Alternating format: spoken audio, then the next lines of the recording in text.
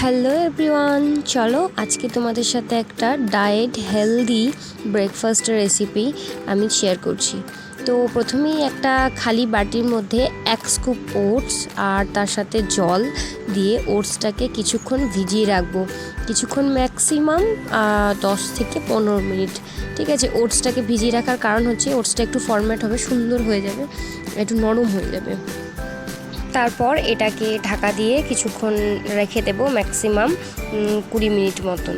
20 minute না রাখলেও চলে, খুব কম। এবার ঢাকাটা খুলে দিয়ে এর মধ্যে একে একে আমি গাজর আর গ্রেট করেছিলাম, পেঁয়াজ কুচি, আদা গ্রেট করা আর তার সাথে কাঁচা লঙ্কা।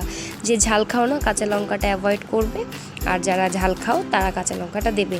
আর দেওয়ার পর তারপর এবার ভালো রকমভাবে একটু মিক্সড করে নেব। আর এর মধ্যে অ্যাড করব বেসন। তারপর এটাকে আবার ভালো রকমভাবে মিক্সড করে নেব। আর আমি এক হাতে ক্যামেরা করছি বলে হয়তো একটু প্রবলেম হচ্ছে। আর তারপর এর মধ্যে দিয়ে দিলাম একটু নুনটা অ্যাজ পার টেস্ট, যেরকম খাও। আর এর মধ্যে দিয়ে দিলাম 2টো এগ হোয়াইটটা এর মধ্যে দিয়ে ভালো রকমভাবে সব কিছু মিশ্রণটাকে একটু ফেটিয়ে নেব। এই যে দেখতেই পাচ্ছ, খুব সুন্দরভাবে আমি এটাকে মিক্সড করে নিয়েছি। আর তারপরে একটা ননস্টিকের মধ্যে একদম 1 টিস্পুন অয়েল, বেশি না, একদম 1 টিস্পুন। আর এটাকে এখন ভালো রকমভাবে এই ননস্টিকটার মধ্যে স্প্রেড করে নেব। আমার কাছে যেহেতু কোনো স্প্রেডের করার মতন কিছু নেই, তো আমি আজকে খুন্তি দিয়েই করছি, একদম ঘরোয়া উপায়েই করছি, যেন তোমরা সবাই করতে পারো। তো তার মধ্যে আমি এবার এই মিক্সটা আমি ঢেলে দেব।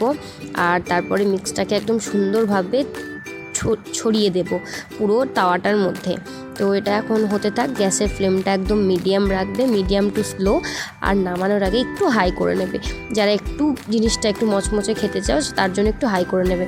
তো এই যে প্রায় অনেকটা হয়ে গেছে এক পিঠ, এবার এটাকে উল্টে নেব।